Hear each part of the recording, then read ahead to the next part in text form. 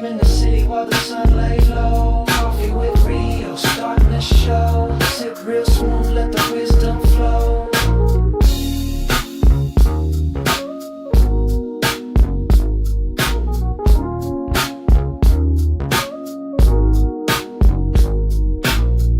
No drama, just cream, we deliver with ease. On the coast where the light never leaves. Coffee with Rios, pour it up slow. Steam in the city while the sun lay low. Coffee with Rios, starting the show. Sip real smooth, let the wisdom flow. Coffee with Rios, pour it up slow. Steam in the city while the sun lay low. Coffee with Rios, starting the show. Sip real smooth, let the wisdom flow. Coffee with Rios, pour it up slow. Steam in the city while the sun lay low. Coffee with Rios, starting the show. Sip real smooth, let the wisdom flow.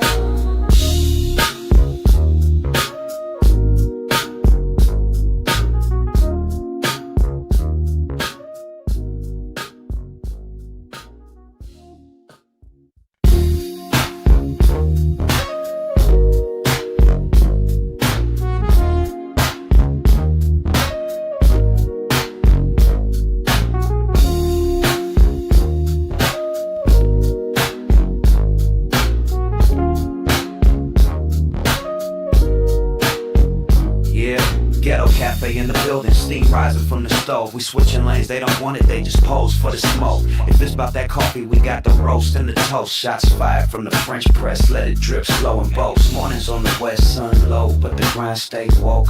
Ghetto cafe, steam in the breeze. Cruising through dreams with a mug and some peace. No drama, just cream, we deliver with ease. On the coast where the light never leaves.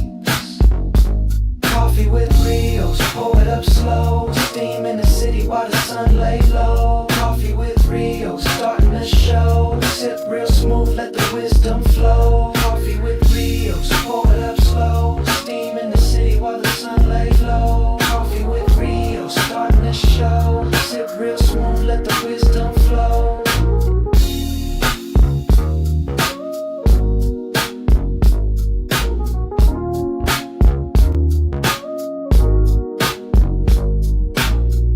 No drama, just cream, we deliver with ease. On the coast where the light never leaves. Coffee with Rios, pour it up slow. Steam in the city while the sun lay low. Coffee with Rios, starting the show. Sip real smooth, let the wisdom flow.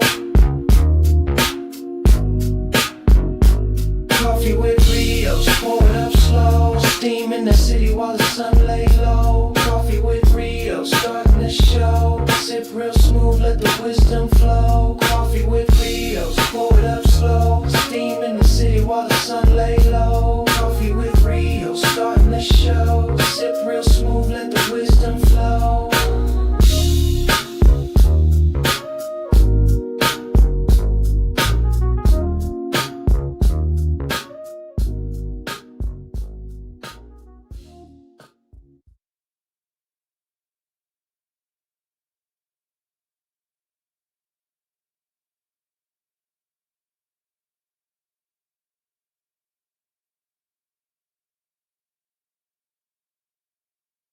What's going down, my good people? What is happening?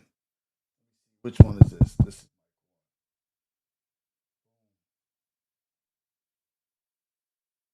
This is the AM Wake Up Show.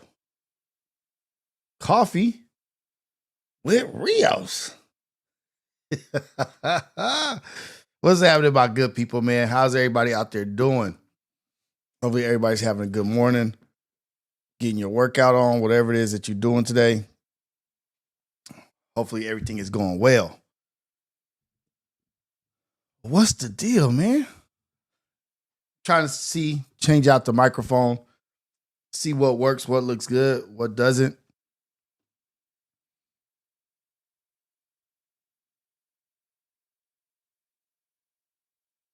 Let me see. Oh, man.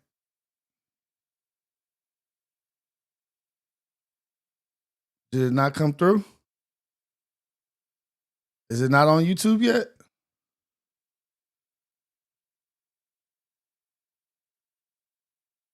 What happened? Uh-oh. Let me see. Let me see. Can y'all see me? Can y'all hear me? Okay, there we go. Is it not on YouTube yet? Yeah. All right. Everything is good. I was in the wrong place. I was just in the wrong place, my good people. What up, Los DLT? Fat equals flavor. Snipely. Everything is good. What's happening? Let me go ahead and do something real quick. I'm gonna go ahead and do this real quick. How do I do this?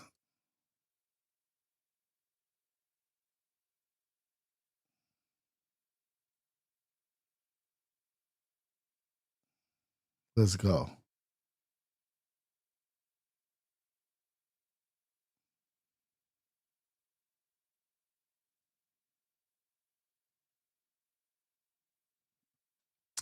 Let's go. Let's go. It's been a year. It's been a year. It's been a year. Alberto, a Denver, Colorado correspondent. Fat equals flavor. My guy.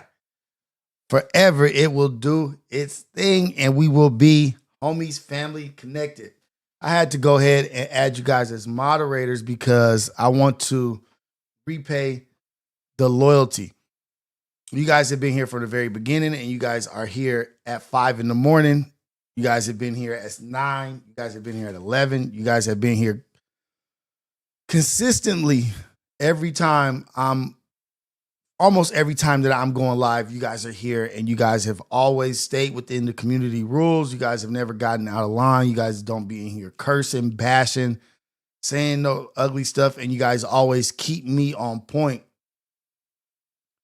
You guys always keep me on point with what is happening with the stream and letting me know what's going on, reaching out to me in Discord, Instagram. So Fat Equals Flavor and Los DLT, my guy, Alberto. Let's go.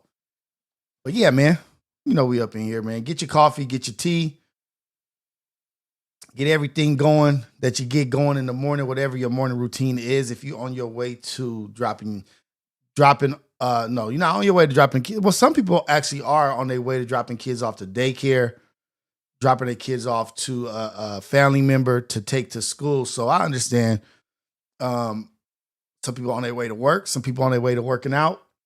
Whatever it is that you're on your way to doing, man, may God bless you and be with you and keep you strong, positive, and moving in the direction that we all need to be moving. Progress over perfection. Yeah.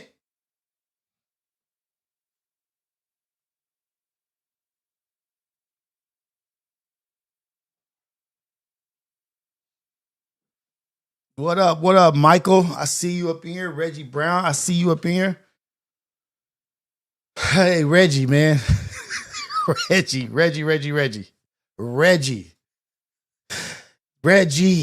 That's not what we talking about, man. Reggie. Chill, Reggie. I did not work out this morning. That's why I'm late. I'm late here this morning. It felt so good in the bed this morning, man. Laying next to my wife with her leaned up against, oh man, it's so hard to get out the bed with a warm woman nestled up against you and like to take the covers off and just go into the cold. So no, I did not work out. To answer that question, I did not.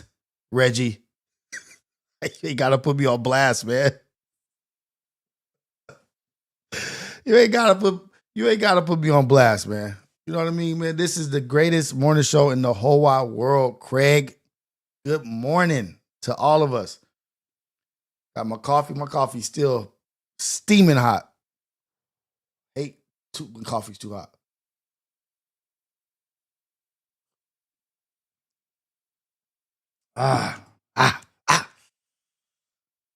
So what's up, man? How's everybody doing this morning? How are you doing? What's the energy like? What's the energy like today? What are we on a Wednesday? What's it like on a Wednesday?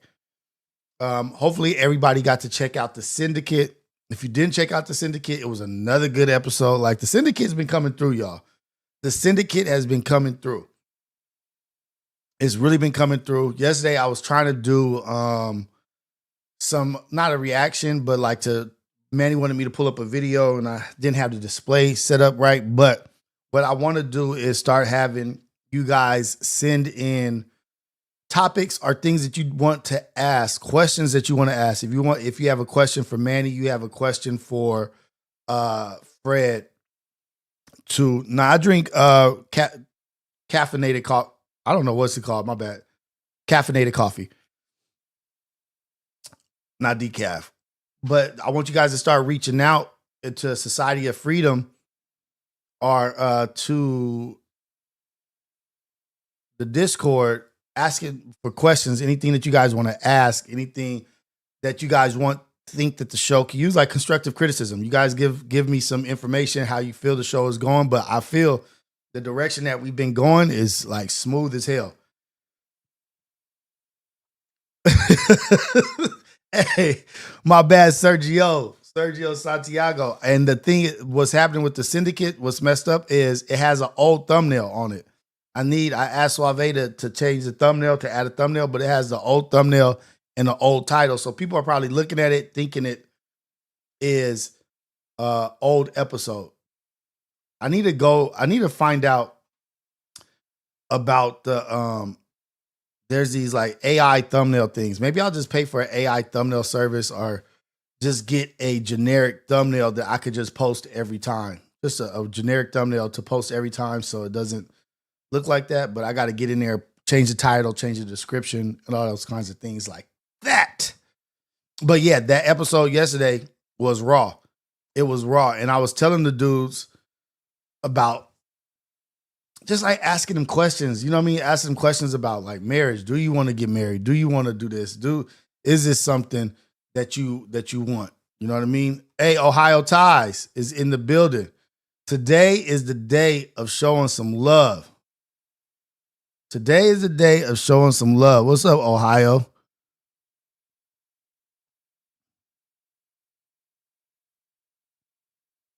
Boom. What up, man?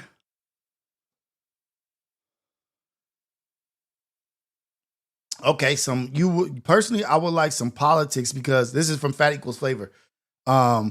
Personal, I would like some politics because I would love some accurate info coming from people where I'm from. Okay, so, but politically, like worldly politics,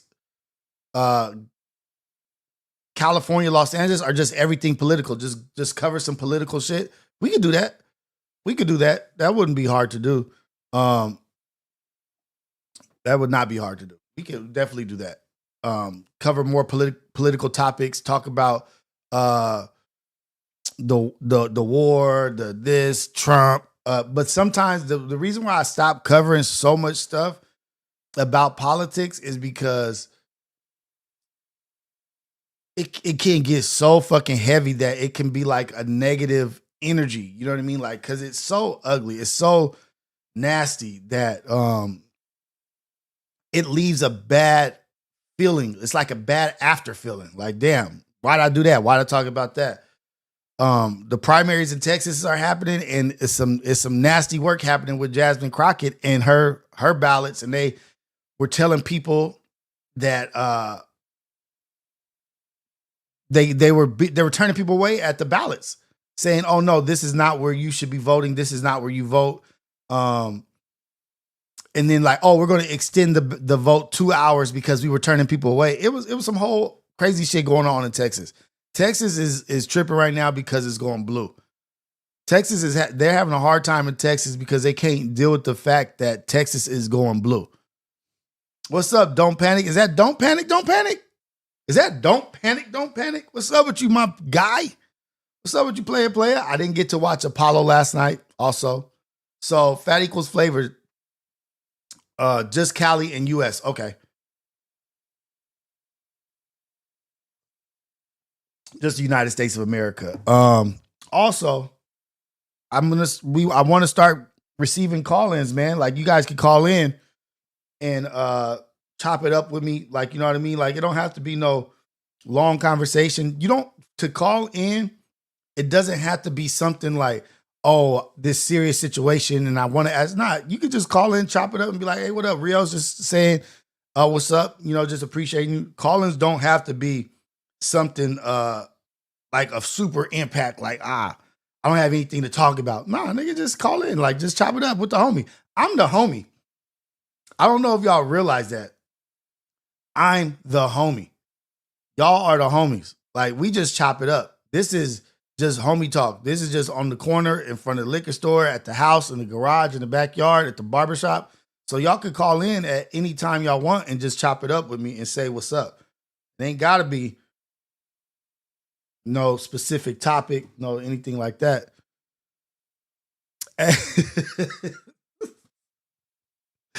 Ohio ties, don't panic. In the same chat, it's going up. You already know, man. Got my originals in here. Shout out to Don't Panic, man. I wanted to ask Don't Panic what's going on. Is he still clipping? Is he still dropping clips and reels on Instagram? I haven't seen him in a minute, but I really haven't been in the mix like that. Also, let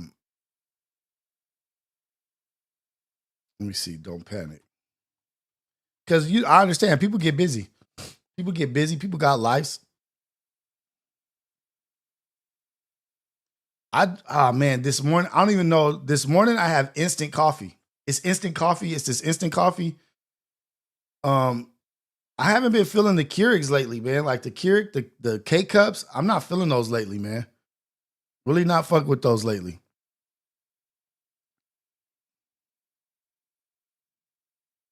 Let me see. What's the? Oh, he ain't been on here in a minute.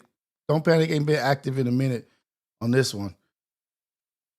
But if you are, I'm always gonna promote you. I fuck with you, man. Out of the clip pages, you know you my guy. I don't know what it's called. Like it's an instant coffee.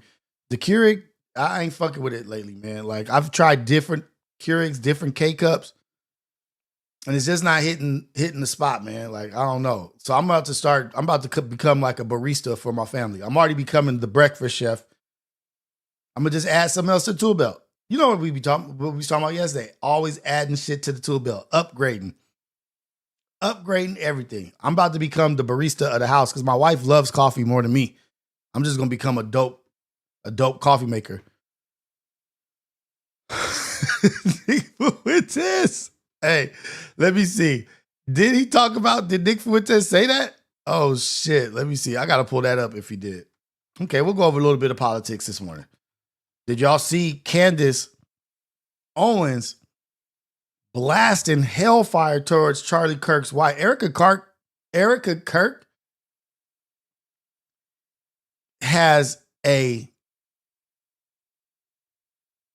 laser beam focus on Candace Owens has a laser beam focus on Erica Kirk. Sergio, I need to visit Diamond Gym. I do? Nigga, so you can get 35 seconds of content. I'm nowhere near completing the workout that them fools do.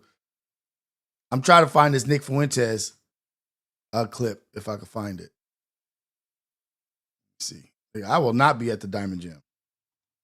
So I'm gonna be making my own like espresso type shit. I want to be a vicious barista. I'm gonna go to Haroon and Aura Coffee, and I'm gonna ask them to teach me how to make good coffee. Joining the Democratic Party. I don't see why not. Why he wouldn't. He's gay. He's gay. He is ethnic. You know what I mean? Like he's Mexican, I think. You know what I mean? Like the right can't stand your ass. Let me see if I can find this.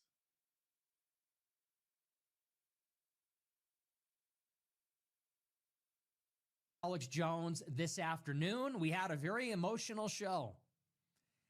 This is a very emotional time, and we had a very emotional show. I love Alex. I went on there at about 1 o'clock, and we got into this Iran war, and it was it's very serious. And look, people like him and we have been pushed to the limit. We have been a part of this struggle, and it has killed us. I mean, it is literally, figuratively, hopefully not literally, it has killed us. And I don't think people realize that. I don't think people realize how much the two of us have sacrificed, and in some ways, him more than me. But it is absolutely destructive. And by that, I mean, we're engaged in this political struggle. We're in this power struggle with the powerful elites of the United States.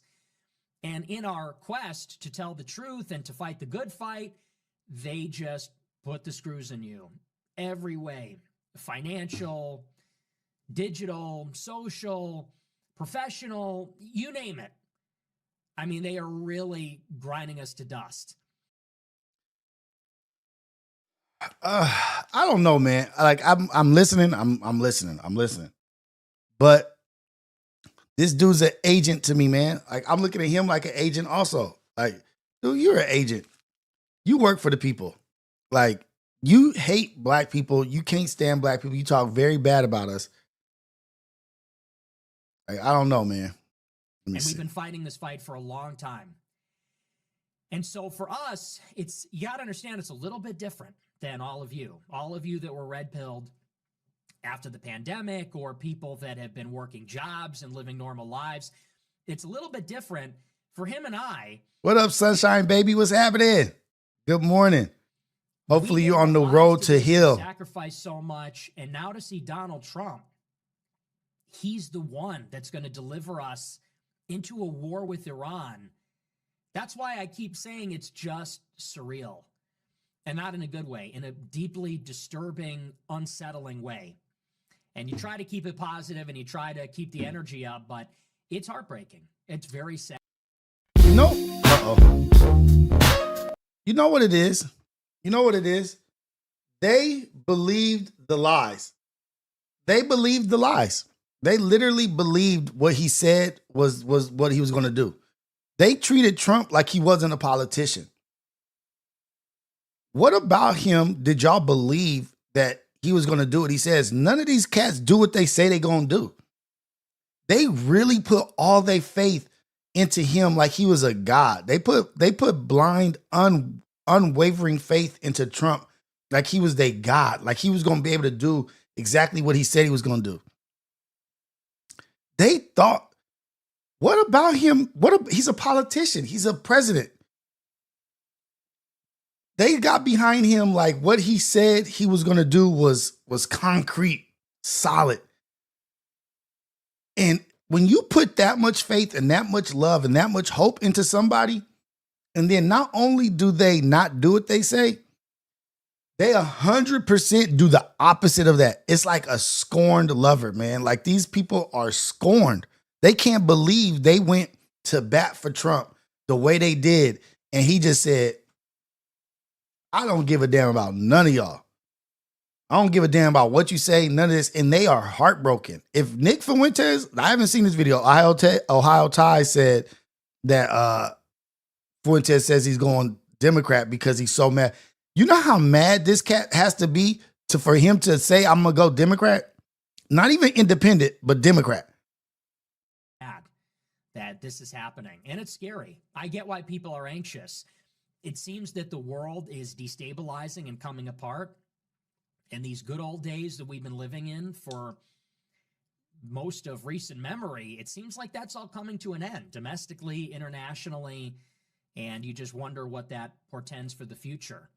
So, we had the show, and I could tell he was a little worked up about it, because I've been very critical of Trump. I like to think I've been very sober about all of it. I can't stand this guy, for real, though. Critical. And obviously, I think this dude is Alex was racist, pro-Trump. asshole.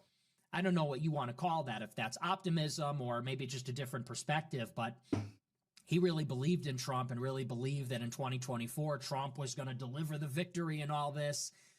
And I could tell Trump is losing them. Trump is losing Alex Jones. He's losing everybody. And I see it in my replies. I've been posting about this on Twitter, not as much as I should, I guess. Rumble.com. But in all my replies, it's all people saying I voted for Trump 3 Is this dude on Rumble because he's been kicked off of every other platform? Like Rumble. I got to look up rumble.com. I'm going to look up Rumble.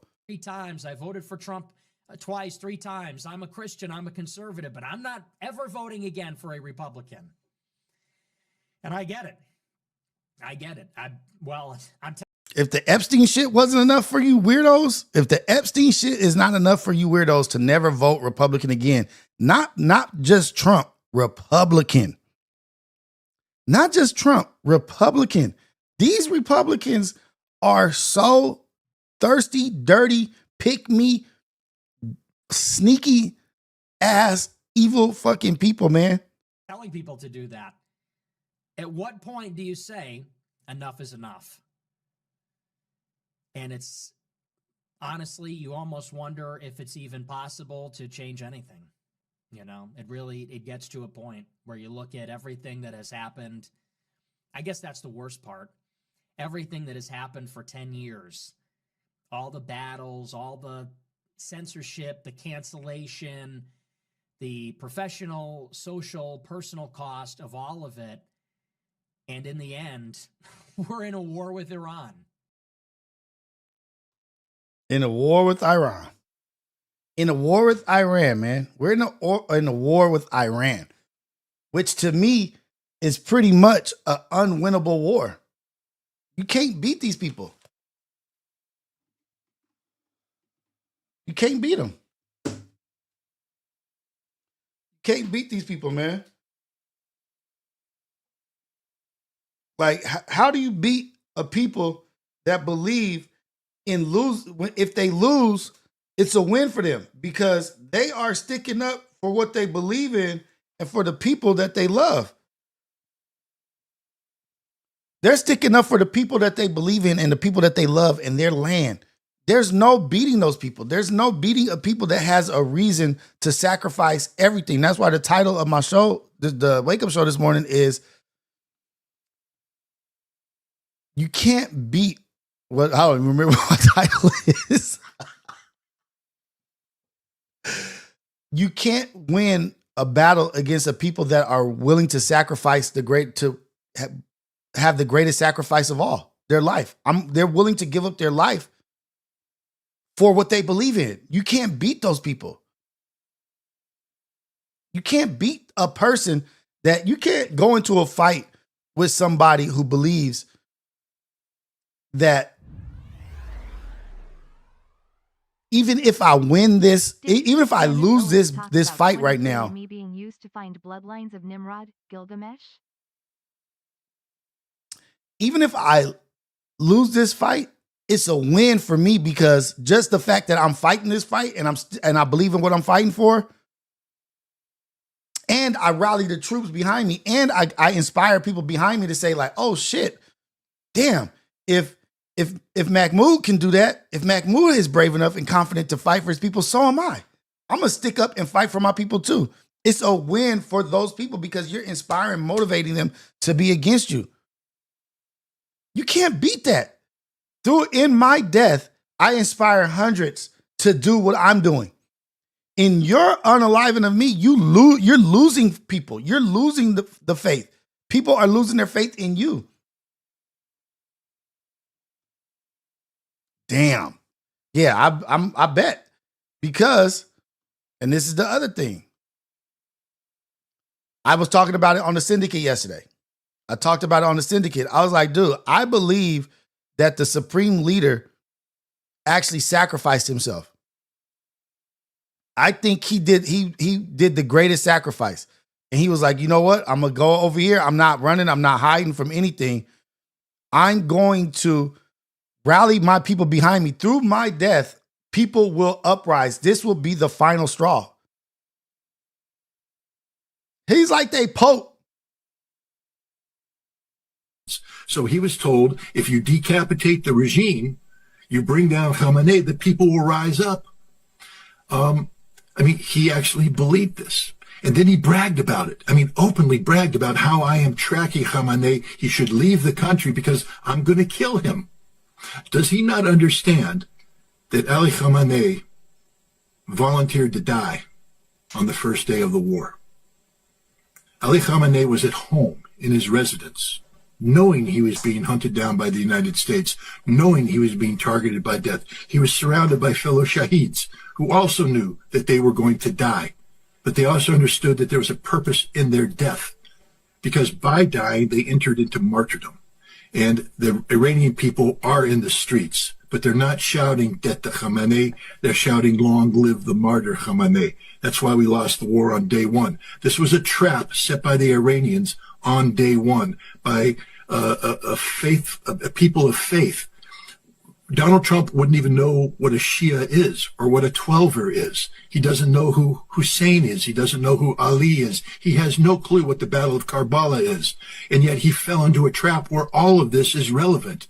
He assassinated or facilitated the murder of the second most important man in the Shia faith, Ali Khamenei. This is the equivalent of killing the Pope if you're Not just Iran, the Shia faith. Shia faith. Not just the president, this and that. No, the Shia faith. Catholic, killing the Archbishop of Canterbury if you're British, killing the head of the Orthodox Church, Kirill, if you are Russian. And Donald Trump doesn't understand this. If the purpose of this operation was to get the Iranian people in the street, Donald Trump succeeded. But he got the wrong people in the street for the wrong cause. The people of Iran today are rallying in support of the Islamic Republic. The Islamic Republic is invincible at this moment because you can't kill people who are ready to die for their cause. And the Shia of Iran, who are defending the Islamic Republic, are prepared to a man, to a woman, to become martyrs in the cause of their faith. And it is the Islamic Republic of Iran that they are defending, not just their land, not just their culture, not just their history, but their faith. Donald Trump lost this war, the first missiles that impacted the ground in Tehran. Trump believes this nonsense. Do y'all understand? Do you understand what we saying here? What's on the line? I believe what he believes. I believe they fish baited America into whatever Trump did. They starting from start from the ball statue and the ball and the Moloch burning of those big old statues or whatever they had built up, burning those like Burning Man, and calling the Israel and America the believers in Baal and Molech, rallying they people up like, dude, these people that are trying to cause an uprise, this is what they believe in. This is who they are. This is who Trump is. It was too much for Trump's pride and ego. He finally was just like, you know what, let's do it. BB finally got him to go. Look, BB probably was like, look at what they're calling us. Let's look at them like homies. Let's look at BB and Trump like homeboys. BB like, nigga, I've been telling you these niggas is weak. I've been telling you, watch, you don't take care of them, they gonna come and get us. Trump probably been like, nah, man, we cool. BB just starting fights all over the place. Like, nigga, look, check this out. Look at what they just did today. Trump like, had enough. We need to go after them anyway.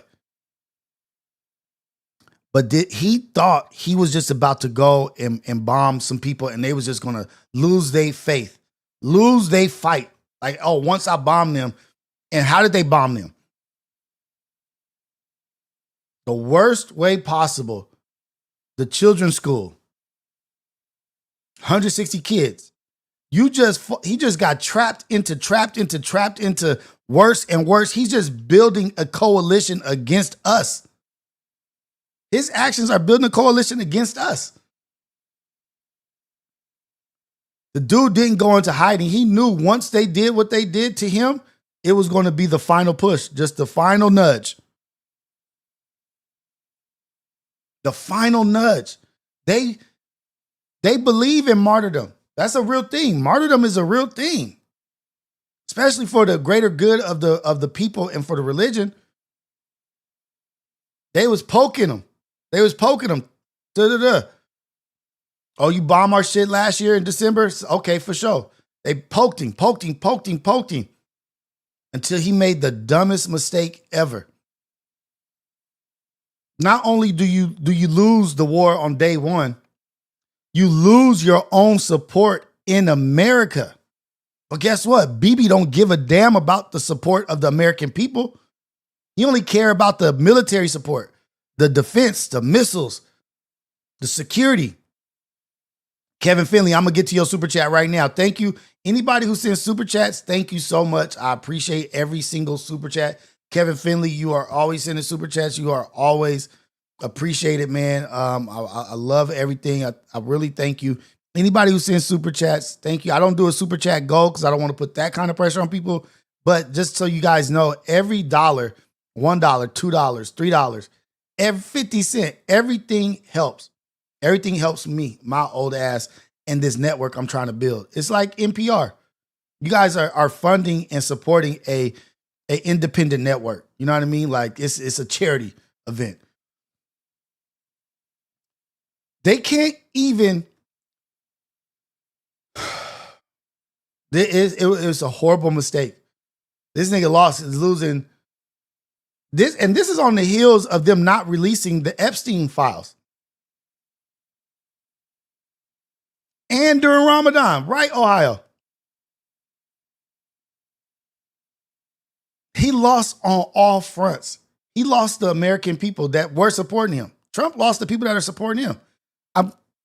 With the Epstein files and with this war that he's supposed to be America first, only the clowns is sticking with him. Only the clowns. You cannot tell me you see this shit, you look at this shit, and you like, yeah, that's exactly what I want for my president. Niggas still talking about the White House building and shit.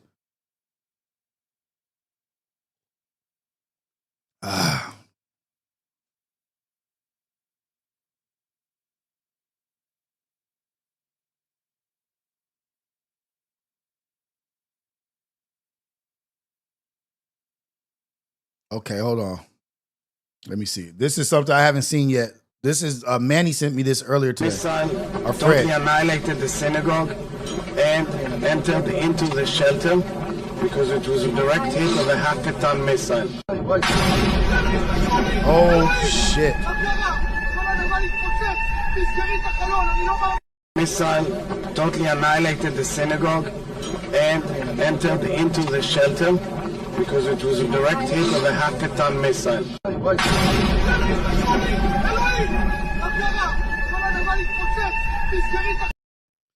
The crazy shit is we watching these bombs, like we watching this. Like I'm gonna watch it again. Missile totally Like we just annihilated watching the it like it's synagogue like target practice. and No, that's entered people into under. the There's shelter people gonna be under that because rubble. it was a direct hit of a half-ton missile.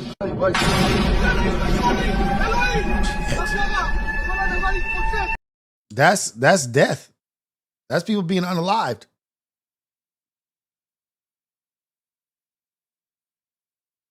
You unalive the second most powerful person in the Shia, which is Iran, Iraq, Bahar.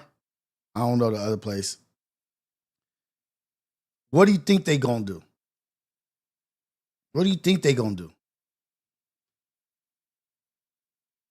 So many Ohio ties, yes. So many innocent people who live in Israel who aren't Zionists. So many innocent Jews, so many innocent that don't believe what they like. Just how we don't believe what Trump is doing, it's Jewish people that don't believe what Netanyahu and all this. Jewish people speaking out against this shit. It ain't just like people just be just broad stroking all Jews. No, it's Jewish people that are like, I don't know what the hell this is. What up, Octavio? I see you up in here, man. Zantana, what up? What up? Let me get to what Kevin said, because I want to, if you guys want y'all stuff read, if you guys want your message read, if you got a question, send a super chat. I'm going to start soliciting super chats to support the channel. It's charity, it's fundraising for what I'm doing here. Maybe at one point I can come out of this studio and have a bigger studio, and then I can have a real network. Real network. Not that this ain't real, but okay. Kevin Finley, super chat, $4.99. Did you see Candace Owens talk about 23andMe being used to find bloodlines of Nimrod and Gilgamesh? I did not. But I talked about 23andMe and BlackRock.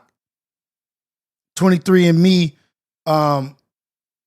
being owned by BlackRock, them owning all that shit. Why does BlackRock, why does an investment, a hedge fund, whatever they call them shits, why do they need access to our DNA, to 23andMe, to all of our shit? What do they need that shit for? Yeah, that sounds about right. Let's see what Candace Owens was talking about.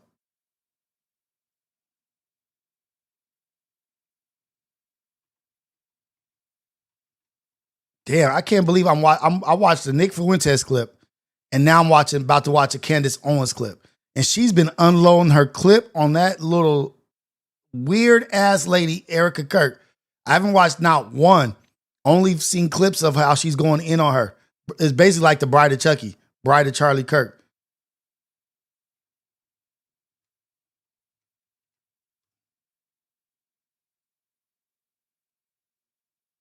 Let me see.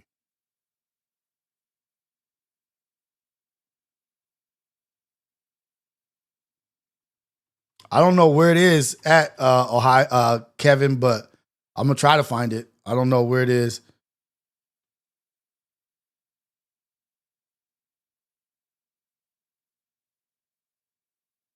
Let's see.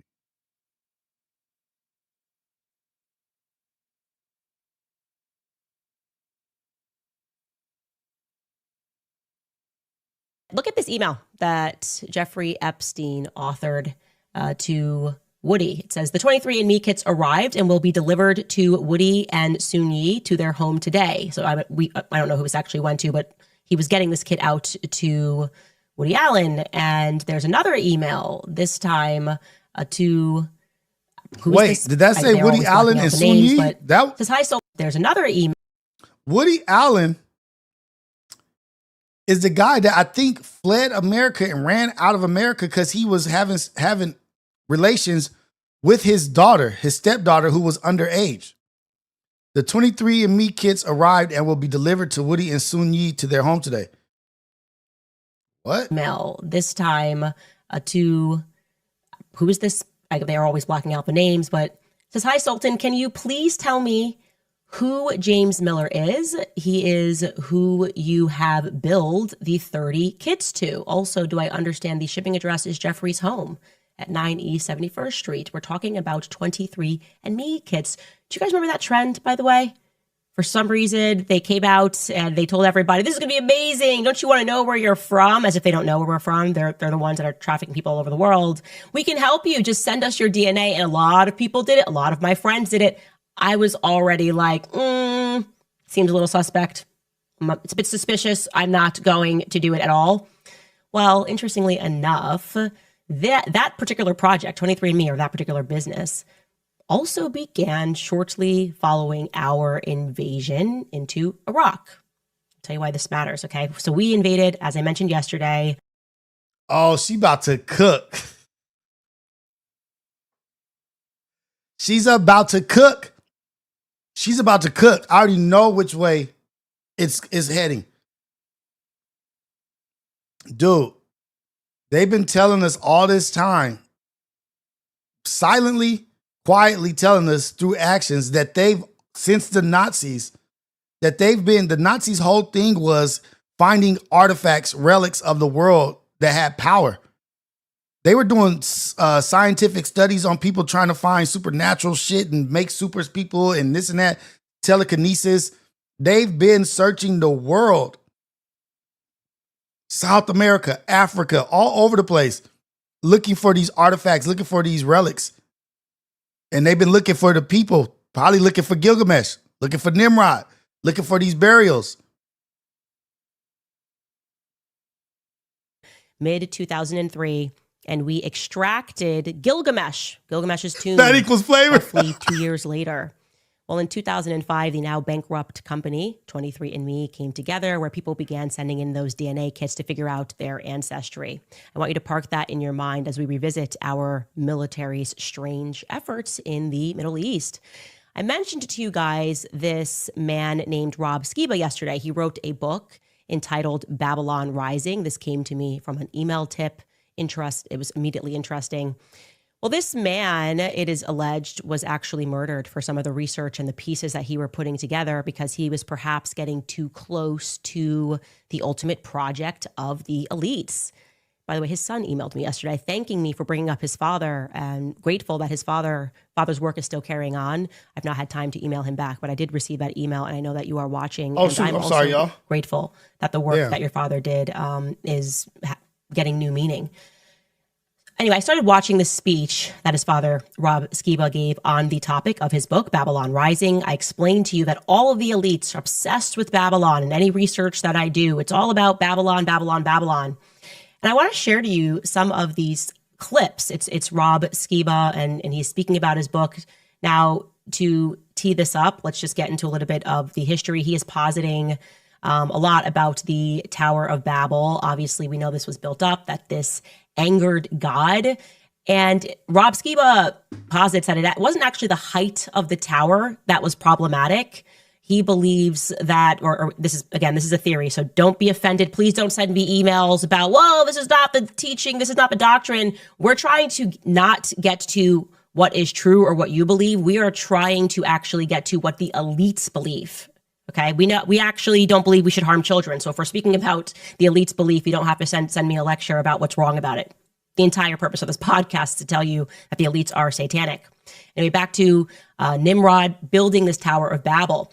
Well, Rob Skiba posits, he's like, I don't think it was because the tower was high. We know that he built this to get back to heaven.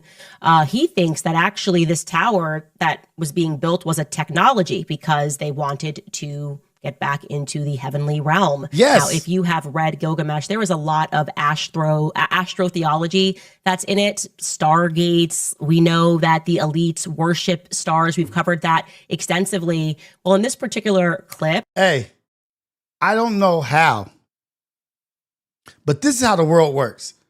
They have pushed so many buttons that I am listening to Candace Owens in the morning, and she is talking about shit that I talk about.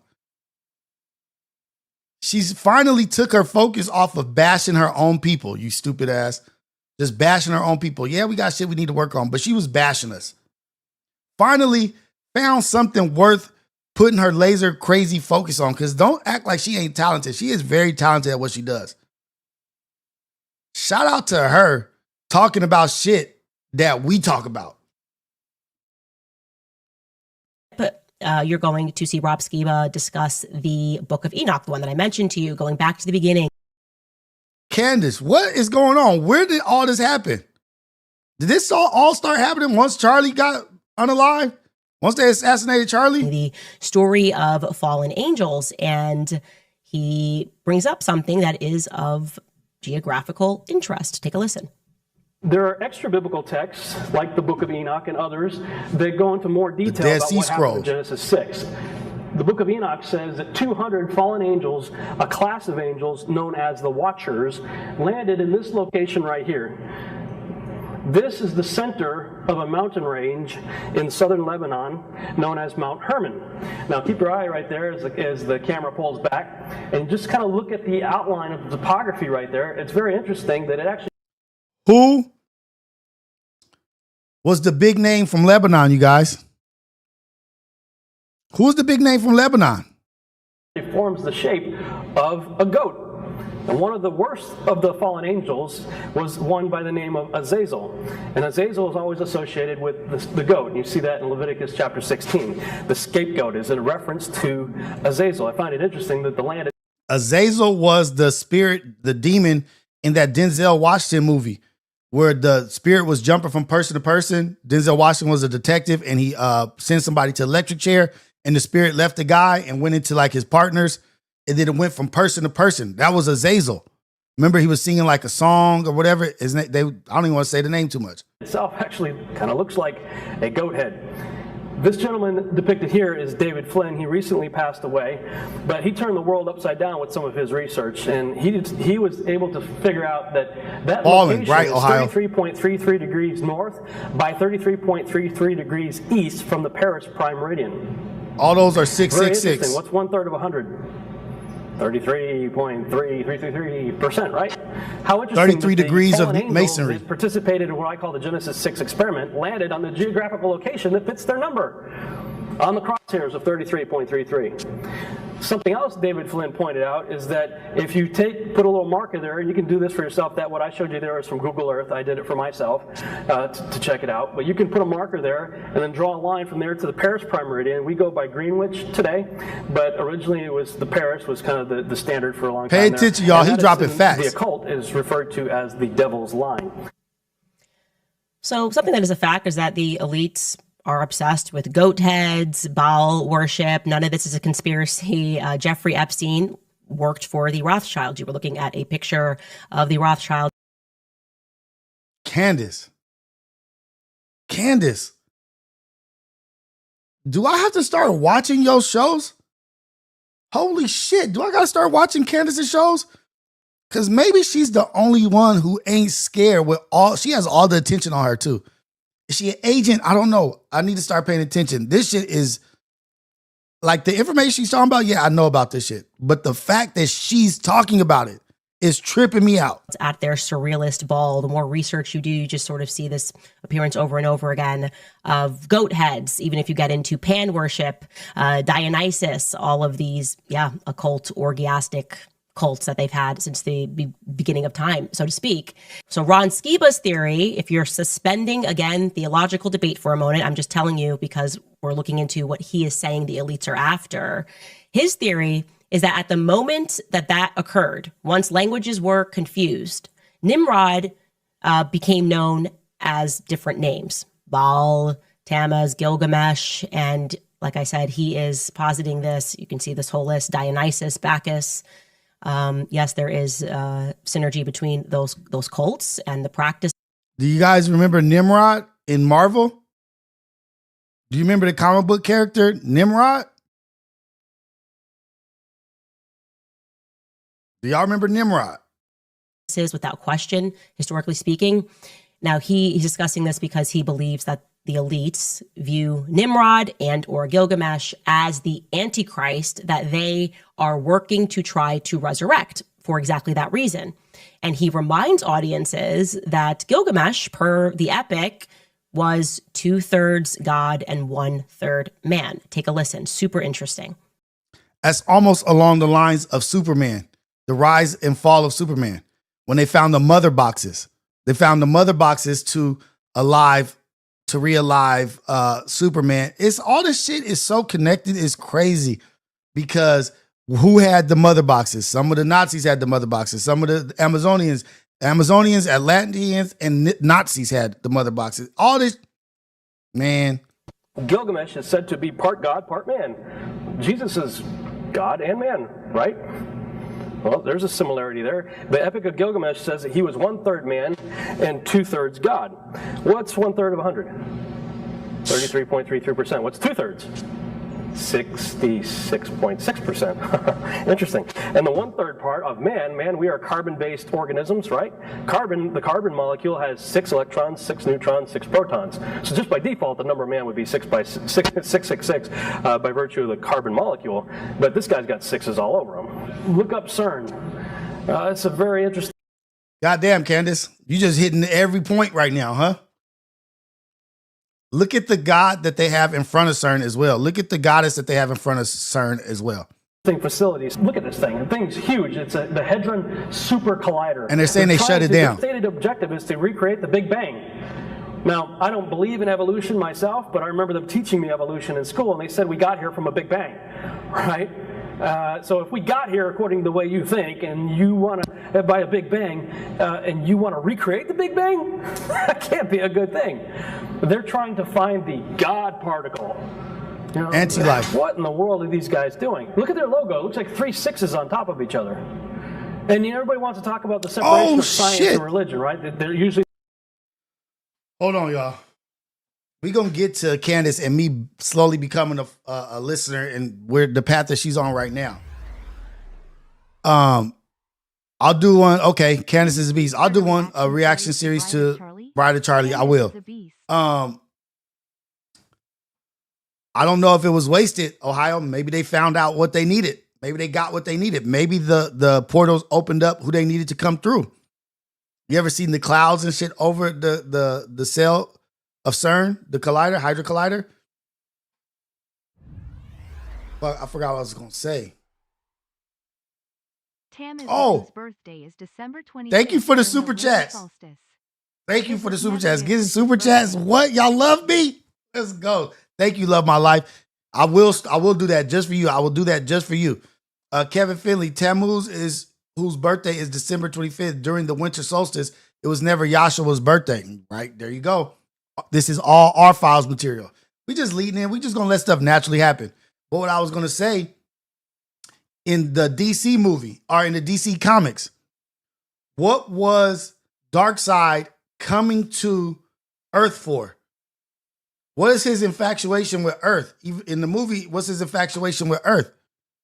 And why is he trying to come there? Or here? Anti-life. He was trying to find anti-life. The mother boxes can bring back the dead, can turn people dead, can recreate what was already done. Darkseid was after anti-life. And that's what I always told people what CERN was. These motherfuckers is trying to create antimatter. They use antimatter. What is matter? Matter is existence. Matter is life. What is antimatter and anti-life? They were trying to create, they use antimatter. They slamming atoms at each other to create the opposite at such a high tilt that it would create the opposite. They were trying to create anti-life. I was telling people, like, why are they saying matter? That means life. They're trying to create opposite of life. It seems like they're like this, right? You know, they're diametrically opposed. Well, it's interesting that all these scientists and people working over there on CERN decided to put the religious statue of the Hindu god Sheba outside the front door. Sheba is the god of destruction. They put the god of destruction, a huge statue dancing, looks like it's coming through a portal. So this brings me back to a 23andMe. If you follow that train of thought that they are actually doing things from a religious angle, a demonic angle, but they're presenting it as a science, what was this mass campaign to effectively collect everybody on Earth's DNA by saying, oh, look, we're going to help you with your ancestry? Well, take a listen to what Ron Sheba says. 2003, the body of Gilgamesh was found in the desert of Iraq. And I heard a recent interview with Tom Horn and Steve Quayle talking on Omega Man Radio. I'm just going to play a snippet of their radio show. This is what they had to say about this. Y'all, I'm really bamboozled right now. I'm aghast. I'm hoodwinked. Candace Owens. What? I was already tripping off Nick Fuentes talking about Democrat shit. But this shit? Is this her trying to be ahead of the curve? Nah, she talking about some shit that's dangerous. So this ain't just lip service. She talking about some dangerous shit. Imagine the startling proposition that the Nephilim, the giants, the mighty men of old, the gods and children of the Watchers could somehow rise up, could somehow be reconstituted inside of a body. And, of course, I've discussed with you before my theory that one of the greatest legends in history could be a record of that having actually happened. And I'm referring to Nimrod, who some scholars also identify as Gilgamesh of Sumerian fame, Apollo of Greek fame, Osiris of Egyptian fame. And this Gilgamesh was a giant who a lot of people didn't even believe was anything more than myth until his grave marker was found a few years back. And then, according to some people, the military swooped in and took possession and control of that dig. Hey, Tom, I want to interject something. I talked to a special operations general who validated that, and his words were he was in a state of remarkable preservation, okay? He said they have Gilgamesh's remains. So if they have Gilgamesh and he is Nimrod, they got it. And the whole point was to extract the DNA. And I've also been told that the whole point, and this is germane to what we're talking about, of the Human Genome Project is to locate specific genetic markers for the disembodied spirits to reanimate their host body that's brought back. interesting that the U.S. military started its military occupation phase of Iraq 1 month later. We all know we went into Iraq under false pretenses, right? They told us weapons of mass destruction, right? They said that we didn't find weapons of mass destruction, but I have a feeling we found the weapon of mass destruction, and we set up shop there immediately after that and established 500 military bases in the largest embassy of any other embassy on the entire planet in Babylon. We were talking about this yesterday. Just because you don't believe in the way it's depicted, the color, or they got a white Jesus. I can't get with this. They got white people looking like this. They supposed to be black. Yeah, of course they gonna make them look like them so that they can look better. That's just for granted. They gonna change the lettering. They gonna change wording. They gonna change verbiage to fit their narrative. They can't change it too much though, because these people are serving those people. These people are serving that shit, man. Shout out to Candace Owens. For sure about to start doing that. For sure about to start doing my reaction, y'all. R files for sure. Maybe tonight. Tonight. If y'all get active in the Discord, dropping the clips, I will do that shit tonight. I was going to make R files a membership thing, but I'll do it tonight. I was going to make R files a membership thing, like all the members, the loyal, the mods, the members, you guys can all come in and we could just all chop it up, go to Discord, chop it up. But I will do it tonight. If you guys drop these links, the Candace stuff, links in the Discord, tonight I will do, we could go 10 hours. I don't give a fuck. Because this is my cup of tea right here. This is the shit that I talk about. This is the shit that I read up on. Whoa. Shout out to y'all, man. Shout out to everybody up in here. Shout out to my Ghetto Cafe, man. The Ghetto Cafe, the spooky, creepy, scary, time to get weird. My guy GFS, it's time to get weird. All the shit that they're saying, all the things, all the Gilgamesh, let me put the Discord link up in here, my bad.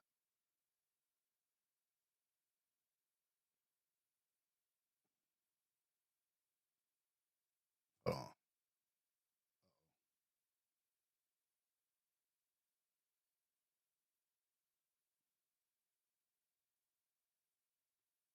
How do I, hold on.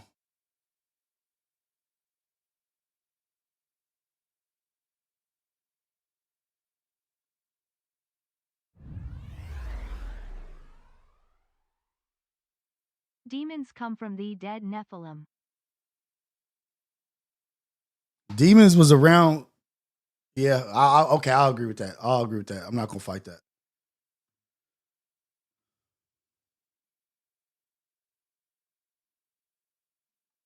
Oh, shoot, where is it at? Oh, here you go. Dang it. Where am I at? Okay, here. I'm about to drop it in chat right now. Here is the Discord link. Demons came from the dead Nephilim. The Nephilim are the ones who rebelled against God, right? Supposedly they rebelled against God. What's in Antarctica? What's all this shit going on? That's the Discord. That's all the Discord right there. Go into the Discord. We have a conspiracy link in there. I'm going to change it to R files. I'm going to change it to, there's going to be called R files.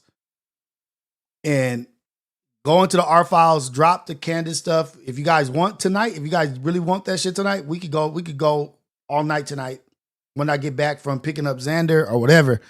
Let's go. Let's do a super chat subathon marathon. Rios need some money. Rios need to do what the people need. I need to do what y'all want. You know what I mean? Like, but get into Discord. The link is right there. And we're going to get active. We're going to start building out the right way. I'm going to start listening to y'all. Stop being so stubborn and do it the way that God, the way that is being moved naturally. Like this shit is happening naturally. But yeah, all that shit. We just talked about the devil wasn't happy because he was done being number 2. Yeah. The fallen angels that came, the Nephilims is the giants. I'm with you. But that's what. But if you think about all there is, that's what Zeus was, right? Wasn't Zeus? No, Hercules. Hercules was that. What's the dude that rides the horse? Damn, I can't think of the other one. But a bunch of them, not Pegasus. He rode Pegasus. What's Poseidon's son? I can't think of his name. But he was the one, Poseidon's son in Wrath of the Titans. They called them demigods. Demigods. A bunch of them. They have them all throughout history, all throughout all the religions, all the mythology, all that shit. I told you guys. What do they call them? They say Mount Olympus, right? Mount Olympus is where Zeus led all the other gods, and they ate ambrosia, and the gods feasted, and they came up with plans, tormented humans. So think about what I told you guys yesterday, Psalms 82. I told you guys about Psalms 82 yesterday, where God says, you guys are gods, but now you will die as the mere humans. You will die like humans.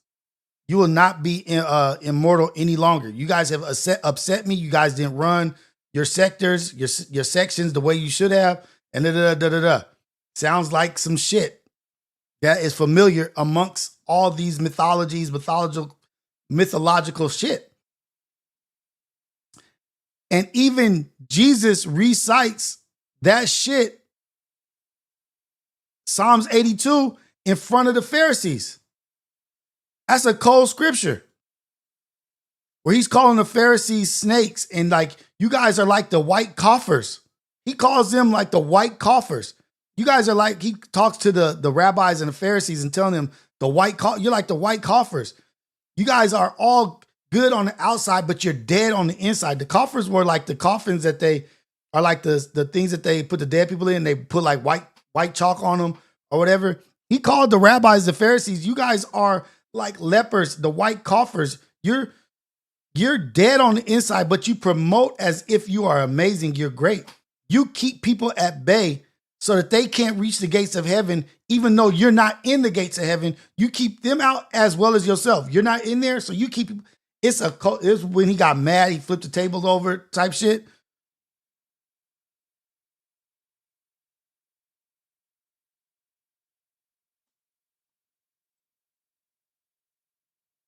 It's all starting to like come together, making sense, man.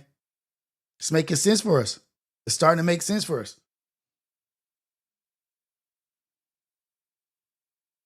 Shoot.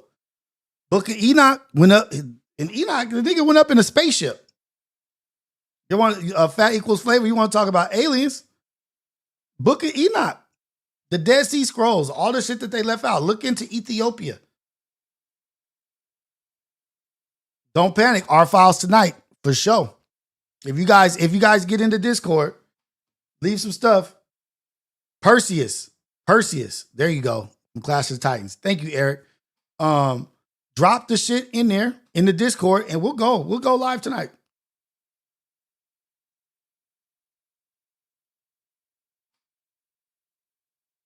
Or today and tonight, because I got you guys know my father-in-law, my pops.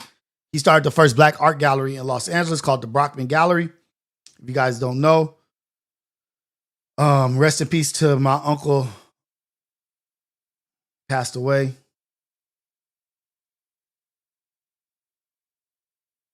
Alonzo and Dale Brockman Davis, they started the first black art gallery in Los Angeles, had all the black art. Tonight, he has a gallery. If you guys, let me tell the people. Let me talk to the people. Just to let me let y'all know. Tonight, there is the opening of the gallery at, I think it's Cal State Dominguez. It's tonight. And you guys want to go support, go support. They got his art. They got a lot of his stuff there. And also at LACMA, I believe in September, they're having a whole wing dedicated to the Brockman Gallery and the art that they held in like they had the biggest black artists in their gallery when they started. They had the biggest black artists, but it was too taboo for black people, for black artists to be drawing and doing the things and making the art they were making. So white people stole their ideas and were using their ideas, but now it's being recognized as the originals, and they're like millions of dollars worth of Like one painting, $1 million. Some of the most expensive art right now is black art from the 60s. It's going through the roof, and they're trying to buy all that shit up. Guess who's trying to buy it up? But I just segue into that. Dale Brockman Davis, the Brockman Gallery, is going to be at LACMA. They're going to have a wing. They won Art Basel 2 years ago. A gallery that represented the Brockman Gallery in Miami, the Art Basel, one of the biggest art shows. The Brockman Gallery won Art Basel. Huge deal. I got sidetracked. I'm sorry. Because that's where I'm going to be tonight. So I'll come after that. I'll jump in here. When I get back, I'll come in here. I'll continue. Before I go, I'll start before I go. When I pick up Xander, I'll come right back here and go into the art files. And then when I get back from the art show, I'll go back into the art files if we have enough stuff.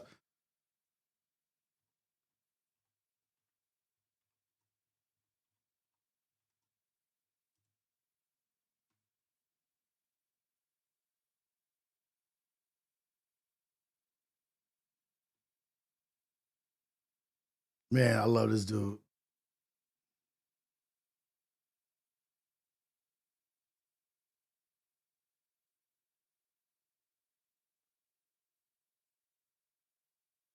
Oh, shoot. Let's see. Hold on. Okay, we're getting sidetracked. Let's show some love. Let's show some black love real quick.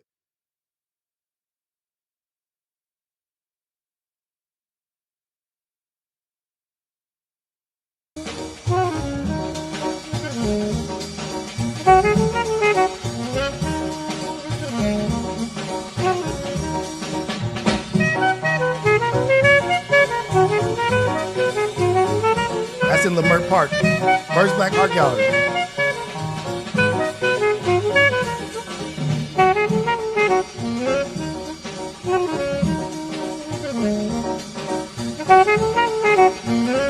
I might need to turn that music off because they might demonetize the video.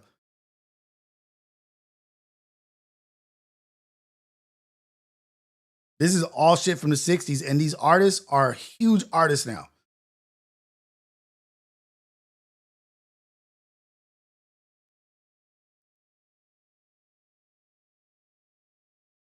Oh, this is where we're going tonight. Cal State University Dominguez Hills Gallery, straight out of LACMA. This is the Brockman Gallery made by the brothers Alonzo Davis, Dale Brockman Davis in the wake of the Watts Rebellion. The work is a collection combines aesthetic, politics, and contemporary art to showcase cultural community. Here you are seeing the work of the emerging artists of color.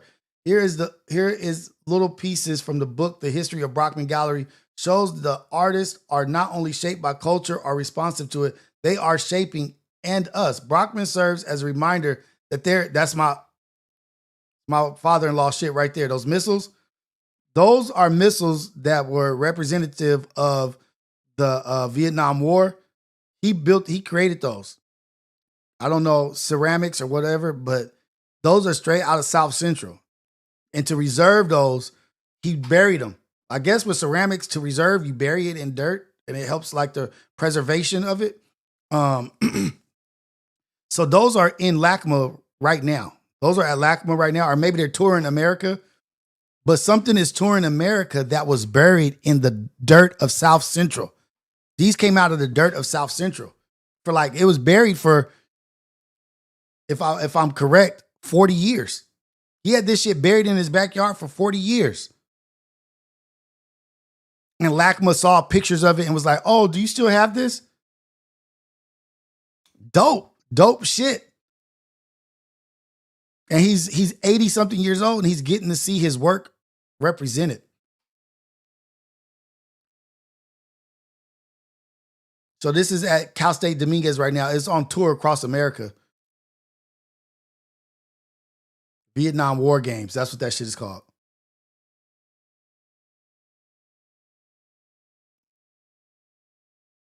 Shit is dope. So if you guys want, go to Cal State Dominguez and check out the Brockman Gallery. The Brockman Gallery started in Leimert Park. It was in Leimert Park. Boom. Okay. So that was that. That was just a little history, just going down that little bit. I know we've been on some other stuff this morning, but yeah. Reason why I talked about that is because I'm going to get back over here after I pick up Xander. We'll go into the R file stuff. And then when I get back from the art gallery, we'll go back into some more R file stuff, some more stuff. Top of the Lee. Top of the Lee. Demigods or Nephilim. So we were just talking about like the connections between what's in the Bible, the Dead Sea Scrolls, the Book of Enoch, and in the book, fat equals flavor was like, let's get into aliens. Well, the Book of Enoch talks about Enoch descending into the heavens on a spaceship, and like the shit that was revealed to him. It's just so much shit, dude. It's so Queen of Sheba? Queen Sheba? The stories are that Queen Sheba, let me just pull that shit up. And her son, Menelik, I forget his name, took the Ark of the Tabernacle, the Ark of the Covenant. Queen Sheba and who it was that she smashed?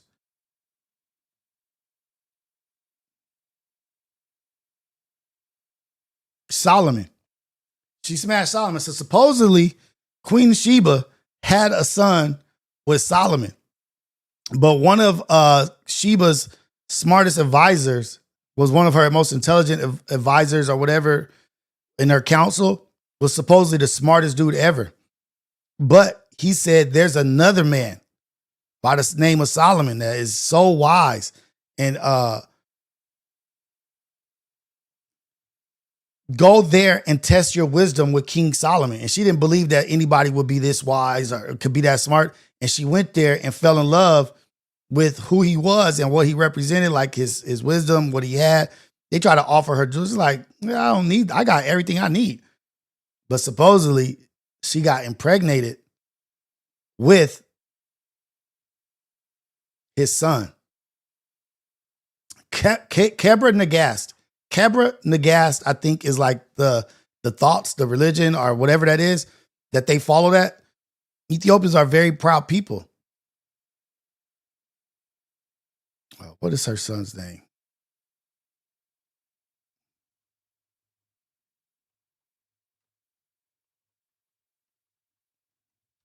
And it's also says that Ethiopia has the original Bible.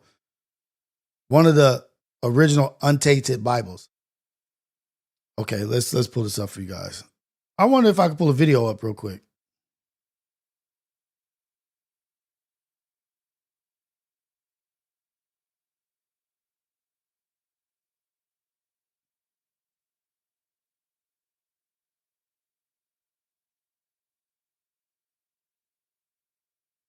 Did you know that the Queen of Sheba and King Solomon had a son? This is AI, but let's still look at it. Who could change everything you thought you knew about their story? This isn't just another royal visit, a mere exchange of wisdom and gifts. This is Ethiopia. This story, Ethiopia right now, is so vicious, and they don't talk about it. Story holds a secret, a hidden lineage that could have rewritten the entire course of history. The Queen of Sheba's journey to Solomon wasn't only about seeking wisdom, it was about something far deeper, something far more personal, and something far more powerful. In the next half hour, we'll dive into the untold history, uncovering secret truths and hidden connections, laying bare the shocking legacy of this mysterious son, whose existence was almost lost to time. Stay with us as we unravel one of the Bible's most compelling untold stories. To understand the hidden story of the Queen of Sheba, we first must ask, who was she? The Queen of Sheba hailed from a powerful, mysterious kingdom, a land known for its wealth, strategic trade routes, and influence. Some say her kingdom lay in the heart of modern-day Ethiopia, while others claim it to be in the Arabian Peninsula, in the land we now know as Yemen. The truth, as always, is wrapped in legend. Her kingdom was a crossroads of civilizations, a land of opulence and knowledge, The Sabaeans were renowned for their mastery of trade, controlling routes that brought gold, frankincense, and myrrh, the very treasures that would later find their way to King Solomon's court. But the Queen of Sheba wasn't just a ruler. She was known for her wisdom, her sharp mind, and her ability to engage in diplomacy. Dope. Her reputation spread far and wide. But it was one man who piqued her curiosity like no other: King Solomon. Solomon, renowned for his wisdom, was a figure whose fame spread to the farthest reaches of the earth. His reputation as a ruler of unparalleled insight was matched only by the splendor of his... Y'all want to keep, it's AI. Y'all want to keep watching the AI version? You want me to break it down? You want to watch another video? But this, I'm pretty sure, is going to be filled with all the information that I'm going to speak about. But we could stop watching this, or I could tell you what the end result was, or whatever. You tell me. Board. When the Queen of Sheba heard about the fame of Solomon concerning the name of the Lord, she came to test him with hard questions. 1 Kings 10:1.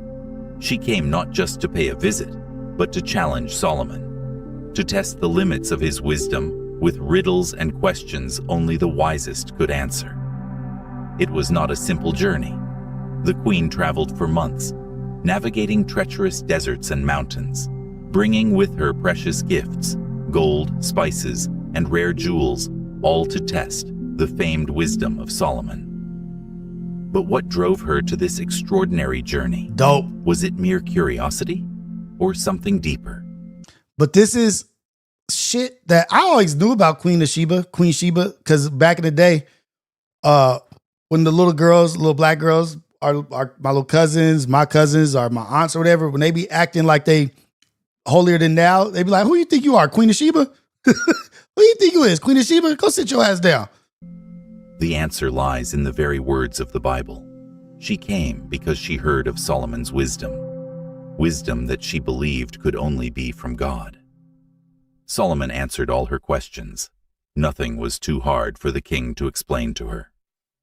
When the Queen of Sheba saw all the wisdom of Solomon and the palace he had built, the food on his table, the seating of his officials, the attending servants in their robes, his cupbearers, and the burnt offerings he made at the temple of the Lord, she was overwhelmed. 1 Kings 10:3-5. The queen saw with her own eyes the depth of Solomon's wisdom, and in return, Solomon answered her riddles and solved her mysteries. But was it only wisdom that the queen sought from Solomon? Or was there something greater between them, something that would go unnoticed in the pages of history? When the Queen of Sheba arrived at King Solomon's court, her eyes were not only set on the splendor of his kingdom, she sought answers to questions much deeper, questions of the soul, of wisdom, of truth. But little did she know, the exchange between them would transcend mere riddles. Transcend mere riddles.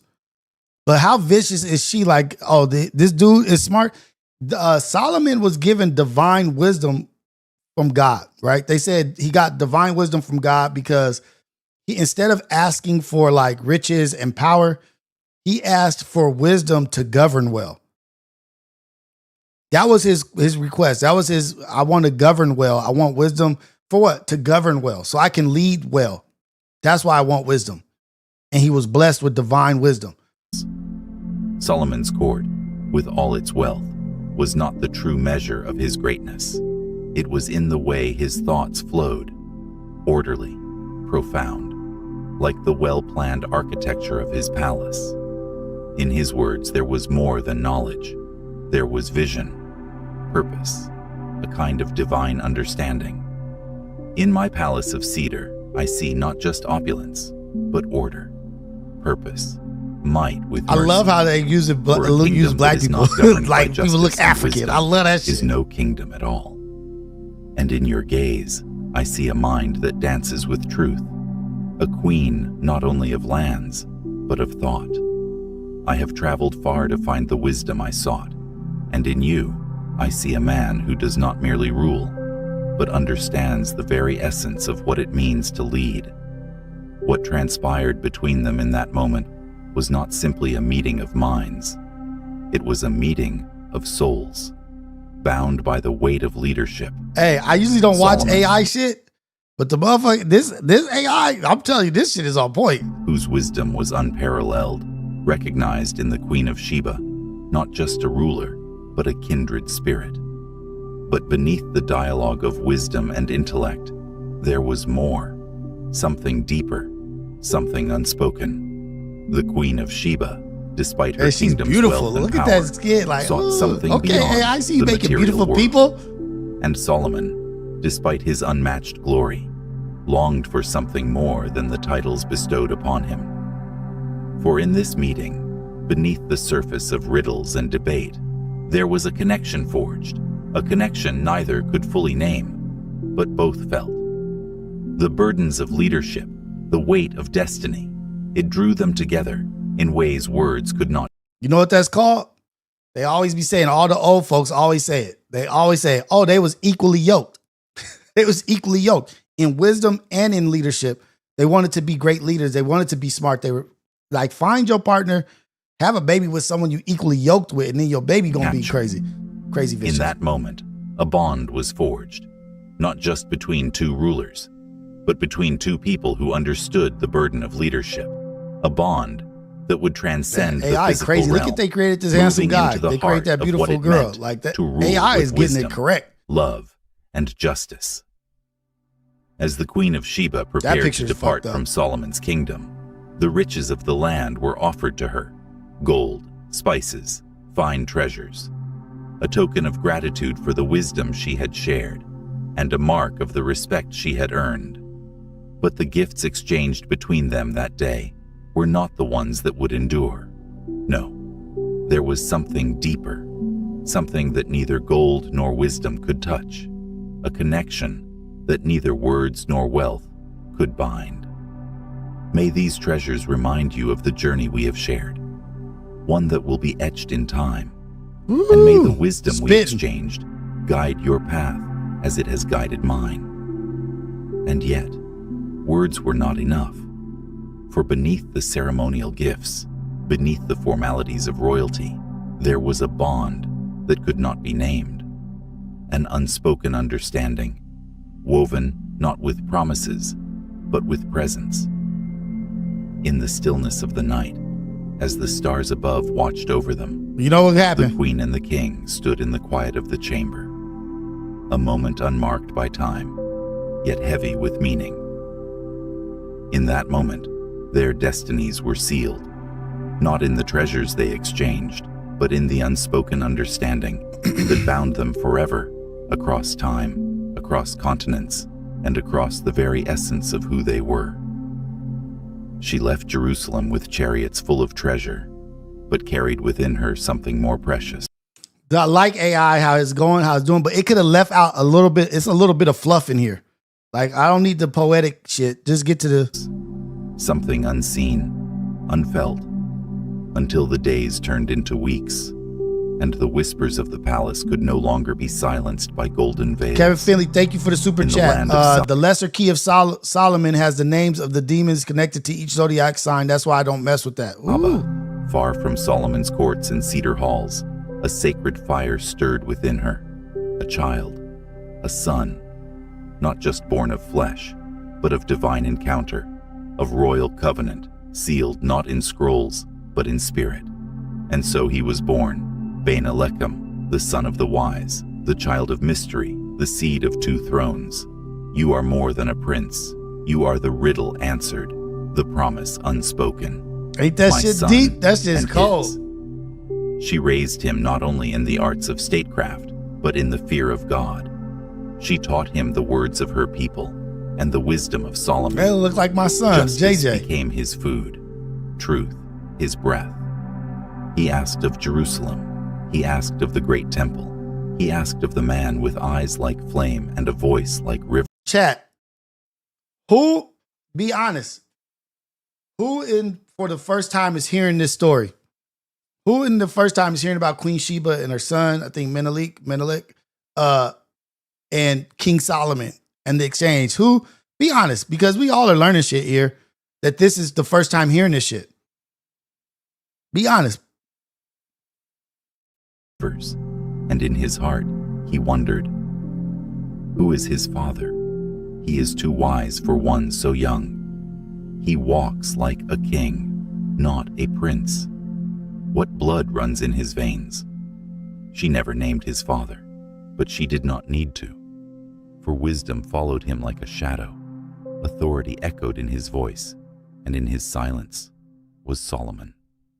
When the time is right, you will know. And when you do, walk in truth, my son. Let your feet return to the place of your beginning. Years passed like drifting sand, and with every season, the prince's mind grew sharper, his heart heavier. For in every reflection, he saw the same eyes that not picture's entirely messed up. his own. AI messed that one up. Ooh, Mother, whose blood that do I one's messed carry up. that See, speaks AI to be me messing in up dreams? sometimes. You are the child of a covenant wrapped in silence. Shout out to Your father Los is DLT. Solomon, Shout out Cristiano King of Carranzo. Israel, Shout out Burnt son of Out. Hey David, man, this is servant knowledge of the for all Most of us. High. Go to him, not for riches, not for thrones, but for truth. The time has come. And so the sun set out. Hey, appreciate you guys being honest, because this is the kind of shit that we need to be listening to and hearing, stuff that we haven't heard before or things that we're learning. With camels and scribes, guards and prayer, not as a boy seeking approval, but as a lion stirred by prophecy. Fairfield Johnny, what up? Sunshine Baby, Your what up? descendants will possess the gates of their enemies, and through your offspring all nations on earth will be blessed. What does that sound like? What does that sound like, you guys? And through you, all nations will be blessed.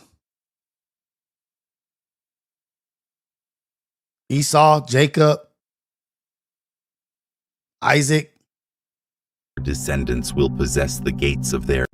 And so the sun set out, with camels and scribes, guards and prayer, not as a boy seeking approval, but as a lion stirred by prophecy. Your descendants will possess the gates of their enemies, and through your offspring all nations on earth will be blessed. Hold on. Your descendants will possess the boy seeking I'm gonna approval, drop the link right now. but as a lion stirred by prophecy. Your descendants will possess the gates of their enemies, and through your offspring all nations on earth will be blessed. Genesis 22:17-18, echoing the messianic lineage Solomon is part of. From the highlands of Sheba to the hills of Judea, his footsteps traced more than a map. They marked destiny unfolding. In the stillness of each night, he recited the words of his mother and dreamed of the man called Father. Oh, it's too long. long. I know you Dang not it. by name, but I feel the echo of myself in your voice. Damn, I can't I drop have it. walked far, My not bad. for riches or titles. I'll drop the link somehow. but for truth. My bad. I can't do it. For the It's too face long. that lives in my spirit's mirror. Maybe if I go to the actual video. Did you know that the queen guards and prayer? Genesis 22:17-18, Okay, here we go. I can do it like this. echoing the messianic lineage Solomon is part of. From the highlands of Sheba to the hills of Judea, his footsteps traced more than a map. They marked destiny unfolding. In the stillness of each night, he recited the words of his mother and dreamed of the man called Father. I know you not by name, but I feel the echo of myself in your voice. I have walked far, not for riches or titles, but for truth, for the face that lives in my spirit's mirror. You are more than my son. You are prophecy taking form. And the spirit of wisdom was upon him, and all Jerusalem. Was Menelik the one who was promised? Through wisdom, through Queen Sheba, through King Solomon? Because it's the bloodline, the genealogy. We talking about 23andMe. We talking about all that Gilgamesh and Nimrod, but Jerusalem marveled at his understanding, inspired by 1 Kings 10:24. And so, father and son stood not just in blood, but in purpose. One, the wisest king. The other, the hidden heir, and heaven watched. For what was spoken in secret now echoed through eternity. In their brief days together, father and son spoke of justice, of mercy, of nations that rise and fall by the wisdom of their kings. But now imagine being a father of all this wisdom, all this, that this divine gifts that you've been given by God. You remember this woman who is a gift in itself, this African queen, Queen Sheba. Wisdom, just amazing. Beautiful woman. Come to find out, you guys, your encounter, you had a baby. That baby comes as a man to you, as your son, and you are overly impressed, excited, happy with the outcome of what that was, who he is, how smart he is, the wisdom, his leadership. That's your son. And you're so happy, like this is the mirror, this is the connection. Do you think you're going to let him leave without bestowing gifts upon him? You think Menelik is going to leave empty-handed?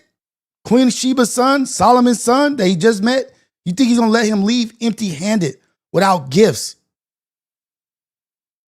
Behind each word lay something unspoken, a stirring of heaven's deeper plan. You came not asking for power, and that is why it shall seek you. You came not as a prince, but as a pillar, and nations shall lean on you. O Lord, grant him a discerning heart, that he may govern with wisdom, and establish a throne that endures in righteousness.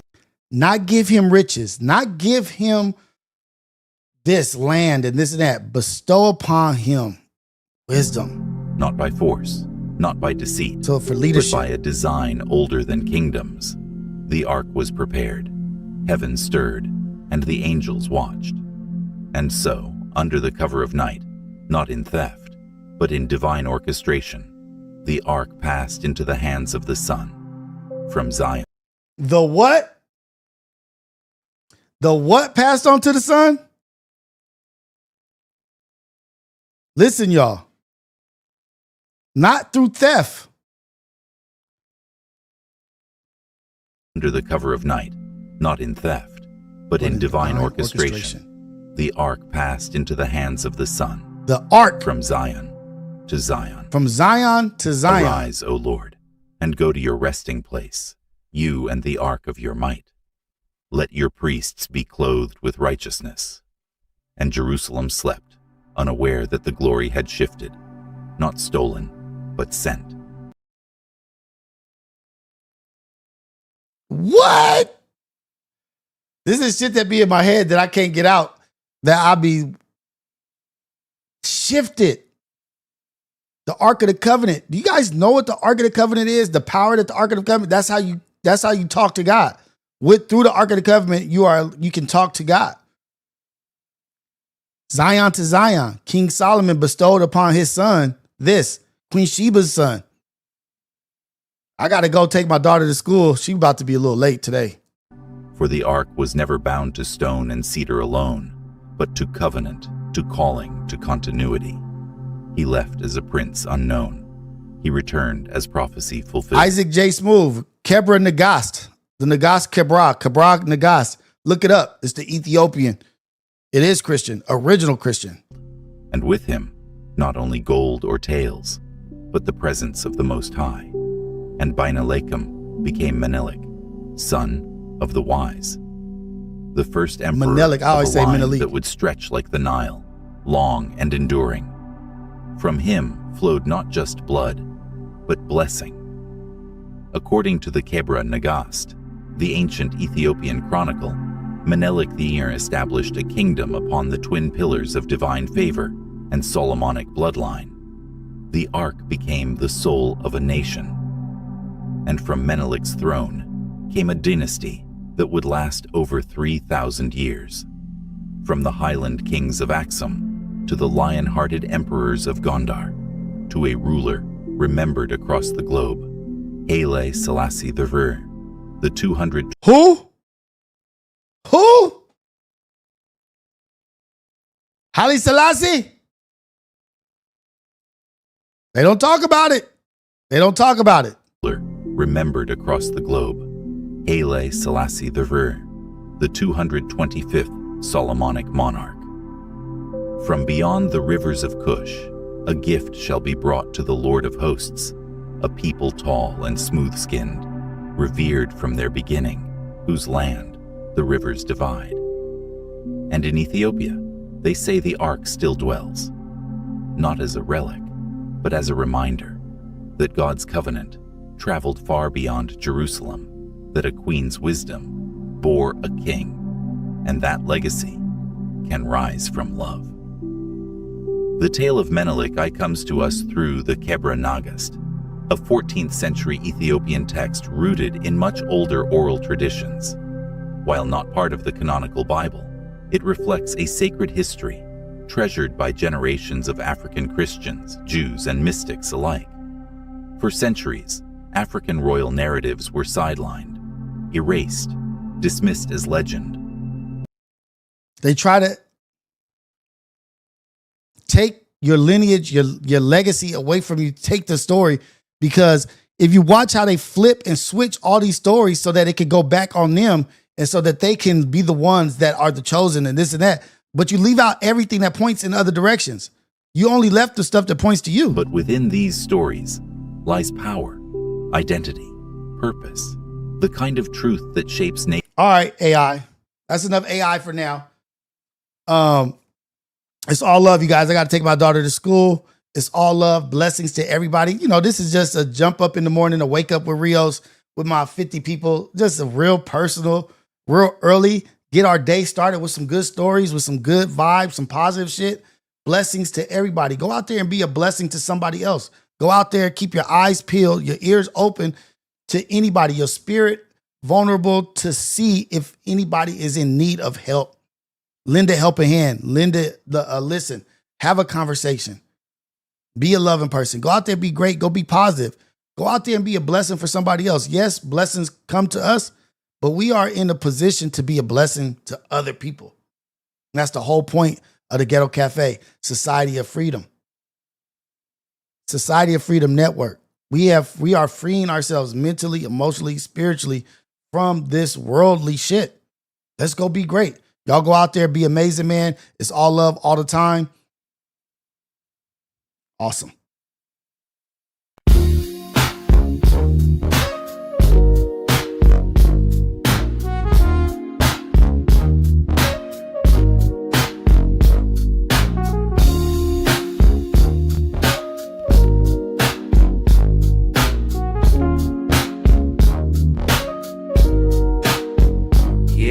Ghetto cafe in the building, steam rising from the stove. We switching lanes, they don't want it, they just pose for the smoke. If it's about that coffee, we got the roast and the toast. Shots fired from the French press, let it drip slow and boast. Mornings on the west, sun low, but the grind stay woke. Ghetto cafe, steam in the breeze, cruising through.